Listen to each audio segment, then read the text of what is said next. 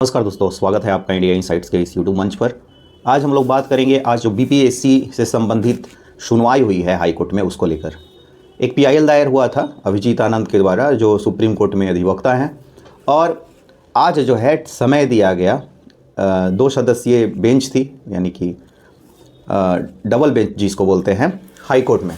और high court में आज सुनवाई की गई। सुनवाई के दौरान बीपीएससी के तरफ के जो वकील थे वो भी मौजूद रहे और अभिजीत आनंद ने दिल्ली से अपने जो है ऑफिस से सुनवाई में शामिल हुए और सुनवाई में उन्होंने भाग लिया।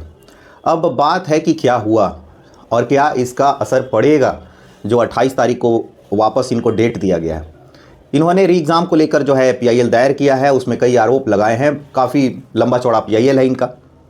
उसमें जो है ये कहा गया आज के जो है डिसीज़न में, जो छोटी सी एक डिसीज़न भी आई सामने। एक तो आई कि आप भी जो है एफिडेविट फाइल कीजिए, जो आर्गूमेंट्स है आपके उसको जो है पुनः जो है फाइल कीजिए। अभिजीत आनंद को कहा गया तो वो उन्होंने समय लिया है, वो फाइल कर देंगे विद इन 1 वीक। इसके बाद में इनका मांग था कि जो सीसीटीवी फुटेज है उसको लेकर, जो सुप्रीम कोर्ट में इन्होंने बोला कि मौखिक रूप से कहा गया, वहाँ से जो एक डिसीज़न आई उसमें कहा गया कि आप हाई कोर्ट से इस कंसर्न में बात कीजिए और हाई कोर्ट ही कुछ कर सकती है। तो हाई कोर्ट में जो है बीपीएससी के वकील ने बोला कि इन्होंने जो है एएनआई को इंटरव्यू दिया था जिसमें इन्होंने तमाम तरह के झूठ बोले थे अभिजीत आनंद के ऊपर में। ऐसा बीपीएससी के जो तरफ से वकील थे उन्होंने आरोप लगाया और बोला कि वहाँ से इस तरह का कोई भी डिसीज़न नहीं दिया गया है सीसीटीवी फुटेज को जो है कंजर्व करने को लेकर। इसके बाद में अभिजीत आनंद ने भी पलटवार किया और बोला कि ये बहुत ज़रूरी है, वहाँ मौखिक रूप से बोला गया था, इसीलिए आप जो है सीसीटीवी के फुटेज को कंजर्व करने के लिए आप यहाँ से आदेशित कीजिए बीपीएससी आयोग को। तो आदेश जो है उन्होंने दे दिया अपने जो है डिसीज़न में। आज का डिसीज़न क्या कहेंगे, ये तो फाइनल डिसीज़न नहीं है। जो भी एक फाइनल आज का जो है आउटकम लिखाता है रिटन डॉक्यूमेंट के रूप में, उसमें उन्होंने ऐसा बोला जज साहब ने। इसके बाद में अभिजीत आनंद ने अपने यूट्यूब चैनल पे डाला और बोला कि देखो ये जो है झूठ का पर्दाफाश हो गया है, यहाँ से भी मुझे मिल गई है जो सीसीटीवी फुटेज को कंजर्व करने को लेके जो बात की जा रही थी उसको लेके। अब जो है क्या ये असर करेगा, जो मूवमेंट चल रहा है एग्ज़ाम का, क्या इसमें इसकी कोई भूमिका है? तो अगर निष्पक्ष भाव से कहा जाए तो बहुत ही छोटी सी भूमिका है, बहुत ही कम भूमिका है।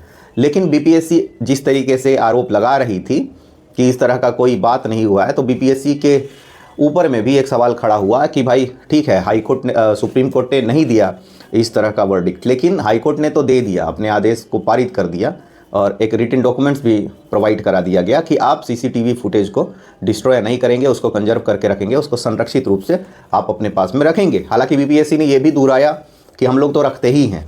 बात सत्य क्या है मुझे नहीं पता, लेकिन ये बातें हुई और इसका बहुत बड़ा तो मुझे नहीं लगता है कि इम्पैक्ट पड़ेगा, प्रभाव पड़ेगा, लेकिन एक छोटा सा इम्पैक्ट पड़ेगा कि बीपीएससी जिस तरीके से अभिजीत आनंद के साथ में खेल रही थी ट्विटर पे, वो उसको एक धक्का ज़रूर लगेगा। अब चलते हैं, एक और जो मैटर आ रहा है खान सर से जुड़ा हुआ। खान सर एक्टिवेट हो गए हैं, अचानक से तरह तरह की बातें आ रही है और कुछ पत्रकार कह रहे हैं कि इसके पीछे कुछ ना कुछ है, कुछ ना कुछ खेल है जिसके कारण वो एक्टिवेट हुए। मुझे नहीं पता कि असलियत क्या है। खान सर क्या वाकई में एक टीचर के भूमिका में आते हुए उन्होंने जो है इंटरवीन किया है? चूँकि देखिए, इसलिए मैं बोल रहा हूँ कि जो खान सर ने पीआईएल जो बोला था कि मैंने डाला है हाई कोर्ट में, उसकी अभी तक सुनवाई नहीं हुई है। और जो पीआईएल अगर आपने डाला है तो आप नंबर बता दीजिए, नाम बता दीजिए, किन के नाम से पीआईएल को डाला गया है। चूँकि एक पत्रकार हैं, सीनियर जर्नलिस्ट, उन्होंने आज मुझे कॉल किया था और बताया कि क्या तुम खान सर के जो पीआईएल है उसका नंबर बता सकते हो, उनको फ़ोन करके पूछ सकते हो। मैंने बोला आप पूछ लीजिए, मेरे पास में नंबर है, मैं भेज देता हूँ खान सर से, आप डायरेक्टली पूछ लीजिए। हालांकि उन्होंने पूछा कि नहीं पूछा मुझे नहीं पता। तो अब जो पीआईएल को लेके बात हो रहा था, जो खान सर ने पहले बोला था कि हमने पीआईएल डाला है सीसीटीवी फुटेज वगैरह का जो है संरक्षण को लेके, और बहुत तमाम तरह की उसमें वो बात कह रहे थे, वो पीआईएल अभी तक साफ तौर पे सामने नहीं आया है। उसकी कभी हियरिंग नहीं हुई, उसमें कभी डेट नहीं मिला। इसको लेकर वकील जो समुदाय है उसने भी एक तरह से आक्षेप किया कि भैया पीआईएल अगर आप डाले होंगे तो कुछ तो नंबरिंग मिला होगा ना, पीआईएल एक्सेप्ट हुआ कि नहीं हुआ इसका भी तो पता आपको होगा ना। तो पीआईएल को लेके नहीं है कुछ भी स्पष्ट, इसीलिए मैं बोल रहा हूँ कि खान सर क्या बोल रहे हैं क्या नहीं बोल रहे हैं, वो एक डायलेमा क्रिएट हो रहा है, एक ऊहापोह क्रिएट हो रहा है। क्योंकि ठीक है, यदि आप लड़ना चाहते हैं स्टूडेंट्स के पक्ष से, पिटिशनर के पक्ष से, या फिर जो कंसर्न स्टूडेंट हैं, जो प्रभावित स्टूडेंट हैं, उनके पक्ष से यदि आप लड़ना चाहते हैं, तो आप गर्दनी बागाइए, आप उन लोगों से मिलिए। आप बोल रहे हैं कि मैं गया था वहाँ देखने के लिए कि क्या स्थिति है। फिर दूसरी तरफ आप पर यह भी आरोप लग रहा है, मैं नहीं लगा रहा हूँ, मैं तो एक निष्पक्ष भाव से ये सब बता रहा हूँ, एक ये भी आरोप लगा रहा है कि आप मेंस का बैच बेच रहे हैं, ऐसा छात्र नेता दिलीप कुमार ने बोला है। और दूसरी तरफ आप बोल रहे हैं कि एग्ज़ाम भी होगा। इससे क्या हो रहा है कि जो मेंस में जो तैयारी करने वाले स्टूडेंट है, मैं नहीं बोल रहा, ये सारा जो है शब्द दिलीप कुमार का है, वो प्रभावित हो रहे हैं, ऐसा दिलीप कुमार ने, छात्र नेता दिलीप कुमार ने आरोप लगाया है खान सर पे। अब देखिए क्या है बात, ठीक है, अब निष्पक्ष भाव से कोई भी नहीं बता सकता है कि उनके मन में क्या चल रहा है, हम लोग भी सिर्फ अनुमान लगा सकते हैं। अब हो सकता है कि अगर उनके अगेंस्ट बोले तो कोई लोग बोलेगा कि ये तो बायस्ड होके बोल रहे हैं, अगर हम उनके पक्ष में बोले तो वो बोलेगा कि नहीं, इनको कुछ जो है लेना देना है, इसीलिए बचाव में बोल रहे हैं। दो तरह का जो है लोग सामने आते हैं जब खान सर का बात होता है, जब दिलीप कुमार का बात होता है, जब रहमान सर का बात होता है, इवन कुछ पत्रकारों के बारे में भी अगर बात करेंगे यहाँ से, तो दो तरह का कमेंट आता है। तो अब हमारा पक्ष भी है, हमारा अभिव्यक्ति का भी स्वतंत्रता है, उस हिसाब से मैं बोल रहा हूँ कि अभी तक जो हुआ है और उसमें जो स्थिति अभी प्रकट हुई है, अभी वर्तमान में जो जिस तरीके का स्थिति बना हुआ है, उसमें खान सर का सिर्फ बयानबाजी आना दुखद है। उनको सड़क पे आना चाहिए, एक डेट निश्चित करना चाहिए, उस डेट को हम लोग सारे लोग उपस्थित रहेंगे, गर्दनी बाग में आए चाहे जहाँ भी आए, वो कॉल करें, वो कॉल करके लोगों को बुलाएं, लोग आएंगे, जो भी कंसर्न लोग हैं वो लोग आएगा, लेकिन उनको एक डेट निश्चित करना चाहिए। ये मीडिया पर बयानबाजी करने से कुछ नहीं होगा, मीडिया के बयान को सरकार सीरियसली नहीं लेती है, मीडिया पर दिए गए बयान और मीडिया पर बनाए गए दबाव को सरकार नहीं मानती है बहुत ज़्यादा।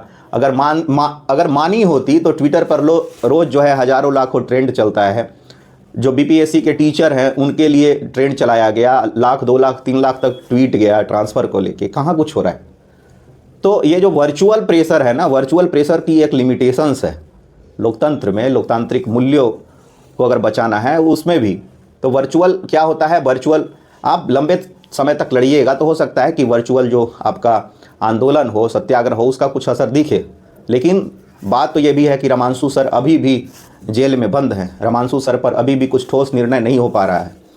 हम लोग भी कर रहे हैं कोशिश की सर को जो है बाहर निकलवाया जाए, तमाम लोग कोशिश कर रहे हैं, लेकिन जिस तरीके से उन पर चार्जेस लगाया गया है वो कहीं ना कहीं एक जो है उनको बेल मिलने में दिक्कत खड़ा कर रही है। तो कुल मिला के जो ये 360 बन रहा है मामला, उसमें है कि जब तक छात्र खुद से आगे नहीं आएंगे, खुद से नहीं उतरेंगे सड़क पे एक दिन का कॉल करके, तब तक बहुत मुश्किल है। और वो कॉल करने के बावजूद भी सरकार मानेगी नहीं मानेगी, जैसे लड़ाई चल रहा है वैसे चलता रहेगा, ये भी हो सकता है, लेकिन कॉल तो किया जाना चाहिए। जिस तरीके से हाई कोर्ट में सुनवाई नहीं हुई है पिटीशंस की, रीट पिटीशंस की, जिस तरीके से डेट पर डेट बढ़ाया जा रहा है, और जिस तरीके से पीआईएल में आज एक चीज़ और सामने आया ना, अभिजीत आनंद जी का जो पीआईएल है उसमें स्पष्ट तौर पर कहा जज साहब ने कि देखिए, या तो मैं एक्सेप्ट कर सकता हूँ रीट, या एक तरफ रीट का सुनवाई चलेगा एक ही मैटर में, या पीआईएल का चलेगा।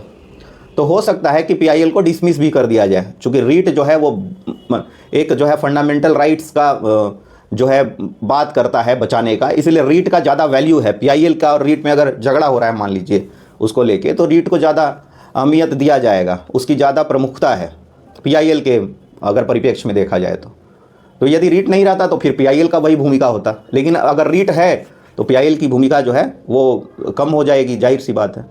तो पीआईएल की जो भूमिका है वो कम होती जाएगी रीट पिटीशन के कारण में, और हो सकता है कि 28 को डिसमिस भी हो जाए। यदि डिसमिस हो गई तो फिर क्या आगे का स्टेप होगा इनका, ये भी देखना दिलचस्प है।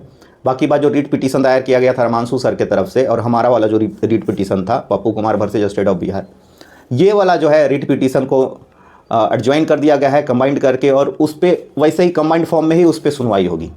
तो कुल मिला के एक ही तरह का जो है निर्णय आएगा, उसमें अलग अलग निर्णय की कोई संभावना नहीं है। जो भी आएगा निर्णय वो एक ही तरह का आएगा, और जिस तरीके से डिले किया जा रहा है वो बहुत ही संदेहास्पद है। कोई मिस्ट्री मैन तो ज़रूर पीछे है। तो ये था आज का हमारा बातचीत बीपीएससी के ऊपर में। इस वीडियो को देखने के लिए बहुत बहुत धन्यवाद। अच्छा लगा हो तो कमेंट कीजिएगा, बुरा लगा हो तो भी कमेंट कीजिएगा, बताइएगा।